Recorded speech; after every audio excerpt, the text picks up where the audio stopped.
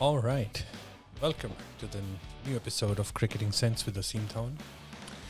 We've got a lot of exciting stuff going on today. It's just going over some recent days cricket action that comprises of the ongoing England versus New Zealand second test and the recently concluded third the third T20 international between Sri Lanka and Australia. And of course, the India-South Africa second T20 international, which was a day before. And then we have one more. I think it'll come back to me. Yep, of course, the Pakistan versus West Indies series that's been ongoing. The ODIs, yes. So let's get started. Like I was saying, I think on the third day evening, where New Zealand was still batting, and I was thinking either it requires a quick collapse from New Zealand for anything close to a result occurring in this current test match, or it would require something spectacular, positive or negative from the England side for a result to happen in favor of New Zealand. Now, what we saw was New Zealand collapsed quite quickly. They did have a lead of, I think, not too many, if I'm correct. I think probably 9 runs. Or it'll be sad if I'm wrong. I should know this. Let me just check once again. That's 11. 14 runs only. Yeah, I'm sorry, that was England. Which,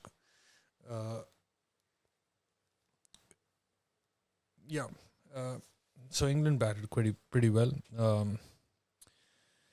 Root was on fire, and I think I got mixed up there. England was batting. I'm just a little frazzled there. Sorry about that. So, like I was saying, it would require a quick collapse from England, or it would require a quick collapse on New Zealand side, depending on how much the lead is thereafter. England didn't collapse. They batted quite well. Joe Root carried on, and so did Ben Foakes, who's I'm really glad playing as a wicketkeeper, because he is what you call an epitome of a proper wicketkeeper. England have had Bairstow keeping, they've had Joss Butler keeping, but there's always been like, there's this one checkbox which always remains, like they're not excellent as wicketkeepers. They're good, they're pretty good, but they're not just spectacular as wicketkeeper. But here, with Ben Foakes, you've got a keeper who's really good. You just feel comfortable that this guy is going to do his job as a wicketkeeper and then also contribute with the bat. Whereas in terms of other keepers that England have used, namely Bairstow and Joss Butler, you've got amazing batsmen in both of them, and then you've got good wicket keepers. So the fact that there is always a chance of a misstumping or some catches being dropped, and next to it, the fact that they are not spectacular wicket keepers, and then the fact that they might get too tired to perform as excellent batsmen that they are. So it just cancels out each other, and actually not necessarily cancels out, but makes the matter worse. So I think England did a good job choosing a proper wicketkeeper who can bat, and then playing Bairstow as a proper full-time batsman, because he's also pretty good as a batsman and as a fielder. So you don't lose much, and you preserve the quality of his batting as well. Butler, I think, probably took a break from Test cricket, or not really aware what went on with him, but he can only play 11 people, so I don't think anyone is complaining from the England end or from Joss Butler's camp. Now, as I was saying, England have put themselves in a very good and commanding position, and then with a lead of just 14 runs, the match hangs in the balance, and then the onus was on. I'm talking way out of left field. I mean, the onus was on New Zealand to make a mockery of it. They almost did, or at least in the beginning it didn't. And then the collapse that I was talking about, it did happen for New Zealand. Barrel Mitchell is still batting, but he's the only survivor. I mean, he's been the knight in shining armor, as you would call him, all throughout these two test matches. The second match being currently being played. Blundell did stick around, but I think he had 3 good innings in him, and then the fourth one, it didn't click. So, I mean, you can expect that. Now, Tom Latham, he looked really good opening the innings, but why he decided to leave that ball from Anderson, but then I think that's where the quality of Anderson comes in, because you start questioning yourself as a batsman, and we, even as viewers and armchair experts or analysts, think about, are always wondering how could that even happen? But yeah, he makes that happen. He confuses you as a batsman. The ball, it's just an amazing setup every time he's bowling. So you can expect magic. That's why he's been among the wickets for so long. He's, I think, over 650 wickets. So I think there's a reason, which is undeniable, and that's who he is. He's undeniable as a bowler. Those quick wickets right towards the end of the evening for New Zealand, I think, really dented their chances, and which is going to put them in a spot where you do not want to be ending on a losing end when you've scored 550 odd runs in your first inning, and then you have a collapse. But these things do happen in cricket because it's a long game. It's not easy to focus despite being tired. It's a tall order, to put it mildly, and I think that's what's showing. And the fact that England is playing at home, so you've always got the crowd advantage. You know, the crowd is always cheering you, so that always adds a bit of pep in your step. And I think it's showing that they're doing a good job defending their turf. I think Mitchell will be the deciding factor in this game. How long he can stick around and farm the strike, which is not easy, because England's tail will be up. Broad is still there. So is Anderson, and then you've got Potts as well. So I think England will come guns blazing, and then, of course, as always, the morning first session is always a factor. I think 11 more overs and the new ball is due, so anything can happen. I mean, it might seem... So there are two challenges. You've got to first survive the first hour. It's 11 overs. So a little less than an hour, maybe 40 minutes or so with the old ball. I don't know what the weather conditions are there, but it's still going to be a challenge. And then you start to feel comfortable, and then here comes a new ball. And you're hoping that in this meantime, I mean, in these 40 minutes or so, you don't lose a wicket. So you've got that covered. But then the next challenge comes. How do you play the new ball? Because you've got 3 predators in Anderson, Broad, and Potts who are going to be coming at you full speed. And they're going to be relentless because they're going for the kill. They've got 3 wickets to go now. So they'll be attacking fielding positions because New Zealand doesn't have a very high lead at the moment to only 238 runs. And I say only 238 because England chased 252 odd, I think 250 odd, quite remarkably in the last innings. And then the fact that they also made 539 runs in their first innings. So they're evenly poised. I'm sure they'll be believing in themselves and the fact that they, I won't say outscored, but let's say outbowled New Zealand in the second innings. I mean, of course, what remains to be seen is how New Zealand will bowl. So the fact about outscoring. Anyway, the way as it stands now, England definitely have the upper hand. Now, I am putting my money on England on this game. Whoever wins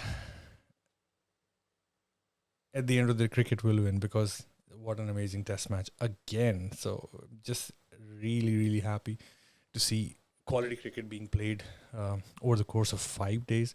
You've got your money's worth. People are happy. The home team is winning, and the visiting team is also putting up quite a fight. So uh, these are exciting times, I would say, as a cricketer, uh, cricket lover, a spectator, and also with the people who are watching from the crowds and even sitting at home. This is amazing stuff that's going on. So I think couple of hours before the first ball on the fifth morning will be bowled. Quite excited. I'll be watching, and I hope you will be too. Moving on to just revisiting the third T20 between Sri Lanka and Australia. I think I watched it, but I perhaps didn't really catch the essence of what that victory meant. I mean, we all know Sri Lanka is in a bit of turmoil at the moment. So, and then you've got cricket going on, which is like a parody. You've got, uh, I don't know how to put it, but it does seem a parody. The country is reeling, like really reeling, uh, crippled by economic stuff, and then you're trying to have something going to keep the spirits of the people high. It's not helping that your team is getting clobbered by a visiting team who's also a very strong team. So it's not like you brought on minnows to make the people feel good. But what did happen in the third T20 international was quite unexpected. I think 3 overs were left, and Sri Lanka needed around 52, 54 runs. And Dasun Shanaka, oh, well, that was some batting. I tried to see if it was just same balls being bowled to him. But no, I think there was Jai Richardson, who's quite a good bowler. You've got Josh Hazelwood, so you don't have just part-timers who are bowling and just getting clobbered. You don't have just spinners who are part-timers who are bowling who are getting clobbered. It's real quality bowlers, or experts, at least in the format that was being played, or quite reliable bowlers. And how he batted was quite exceptional. He was hitting all around the park. He did use a long handle, but I think he was quite proficient at it. He had quite a few sixes going towards the mid-wicket region. Then I thought there was once a shot which did go in the mid-wicket region, but it was right between the deep mid-wicket fielder and the long on. So he was picking his spot, even when the ball did go for a boundary in the mid-wicket-ish region. He was hitting shots straight down the ground. He was cutting it. He was hitting cover drives. So it was quite an attacking innings, quite a shocking innings, quite a dominating innings, all superlatives. And what was really heartening to see was the reaction of the crowd, how delighted they were. There were kids who you could see the joy in their eyes. I mean, it doesn't matter if your team is not the strongest in the current situation or in the last couple of years, but to see your team do well against a strong team, it always brings joy to you as a spectator, as a supporter. There were women who were happy. There were children. There were fathers who were high-fiving their sons. So it was such an amazing scene, and I think for that evening, Sri Lanka was happy. I cannot, as a commentator, capture the essence of what those people felt who were there in the crowd, and even the Sri Lankan nation who was watching as a whole. But I think they needed this win. And it was not a mercy win. They were down in the dumps, and they dug themselves out of it, and they performed amazingly well. They surprised everyone. I think that's what maybe shows the power of the human spirit. And I guess that's what Sri Lanka would need as a nation as well to come out of it. I mean, it's going to be a long process considering what all financial troubles they're going through. But I think sport has a way of uplifting your souls and your spirits, and I think that's what it did. And I just pray for the best for the Sri Lankan cricket team, for the people, and as a nation on the whole. And I'll be rooting for them. A strong Sri Lanka, a strong West Indies, a strong Zimbabwe team is a good sign, is an important sign for cricket. Now, moving on to Pakistan versus West Indies. Surprisingly, the matches are being telecast on YouTube. I mean, YouTube is a viable means of earning revenue. You've got, I think you need 1,000 subscribers, and then you're allowed to live stream anything. When I say anything, but yeah.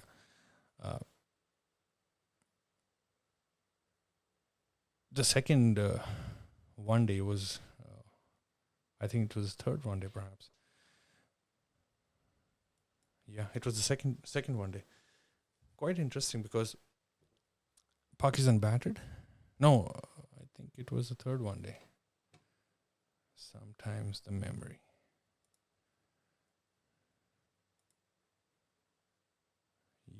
Yep, it's a third one day. West Indies was chasing, and I think they chose in both the second and the third one day. They were in a spot of bother in both those matches, but I think the West Indies just couldn't gather themselves up. I think they let it go with the ball right towards the end in both innings because they had Pakistan on the back foot. But then, of course, there's a strong Pakistani bowling lineup, which is doing its job remarkably well for quite a while. So kudos to Pakistan. They built a strong team. They built a dependable team. They've got some resilient players. They've got Babar Azam, who's really shining through, and I'm glad that there is a proper batsman, a batsman who's actually loved and respected by the people of the country. That's not normally something you expect from the Pakistani spectators, which is quite sad. Normally there's a lot of mudslinging, there's a lot of disrespect. I do remember having this one conversation with one or many of my Pakistani friends here in Switzerland, and they used to call him Tuk Tuk, meaning that he was just over defending. And I told them, do you realize him and Inzamam, who probably was close to retirement at that time or had retired, are diamonds? And you people don't realize what you have in those two batsmen. Those are the only two players that are being feared by visiting, or opposing teams. Let's put it that way. I held back on the word visiting because a lot of teams were not visiting, or cricket was not being played in Pakistan. They were playing in Sharjah or Dubai and et al. And I could see these colleagues and these friends of mine being red-faced because they didn't realize what you've got. And then when he retired, or he was close to retirement, then they said, oh, he's very good. I was thinking, welcome to the party. Anyway, so now you've got a couple of really good batsmen in Babar Azam. You've got Azhar Ali. You've got Rizwan, the wicketkeeper, who's quite good. You've got good bowlers, Shaheen Afridi and Hassan Ali, and you just name it. The whole setup looks quite good. They seem to be believing in themselves, and there's never really a moment of panic. At least that what I've seen in the recent past. So again, another team which the whole cricketing world needs is a strong Pakistan, which is coming along well. I think they're quite ahead in their journey. They had quite a slump previously, and a lot of years when they were, yeah, they were, excuse me, they were just struggling. So now that's quite exciting. I think the series has been concluded, and now Pakistan will be traveling to Netherlands. I hope that gives them an opportunity to play or try out some new guys without much pressure against minnows like Netherlands. I think they've got three T20, three ODIs against Netherlands in Netherlands, all being played at Rotterdam. So let's see what comes out of it. If some stars are born, or some new guys get a look in, and if they're able to capture the opportunities. Now, India has been on the receiving end of these visiting South Africans who are playing really well. RVDD and Rassi van der Dussen and Henry Klaassen have been outstanding, and so has been David Miller from the batting end, who were just standout performers in both T20s. And then you've got Temba Bavuma, who's doing a good job as a new captain, who's been trusted with, and he seems to have the respect as a captain from his unit. India, on the other hand, I think they're a little confused in how they want to go about. The fact that they are not playing full strength should not take away from what South Africa has been able to achieve. And South Africa have also got some. I think they came with a good bunch of bowlers to supplement their bowling side. I mean, their bowling department. And I think they're doing the job well. So I think it's, despite the fact that you may win or lose this T20 series and the subsequent matches with India and South Africa are playing, this is a great opportunity to find out how people will perform under different conditions, different pressure conditions, and give everybody a feel of what you're made of before the big tournament arrives, which is the T20 World Cup. So that's going to be exciting. And today again, India will be playing South Africa in Visakhapatnam, I believe, against South Africa, which will be quite hot. That place, Visakhapatnam, gets really hot, and the temperature is searing anyway. But it's a nice place. It's a nice stadium. Vizag, I think. It's probably short for Visakhapatnam. I may be wrong, but maybe Vizag is another town near Visakhapatnam. Anyhow, seems to be an interesting matchup. I wonder which changes India will be making. And I do hope Dinesh Karthik doesn't get beleaguered to a lower and lower batting order position in the matches, and not get treated like just a finisher role. He also needs a few balls to hit. You cannot just mistreat a guy who's just made a strong comeback and then just make him out to be a guy who only has to place 5 balls in the whole game. So I'm looking forward to how Pant goes about it and how the whole management setup goes about it. Otherwise, there'll be a lot of criticism, which will be well deserved, at least in terms of where Dinesh Karthik is playing. More on that when this match concludes, and how the England versus South Africa series concludes. So I'll be joining you guys probably later today or tomorrow at the earliest or the latest. And I think that was my time, and thank you for joining. Have a good one.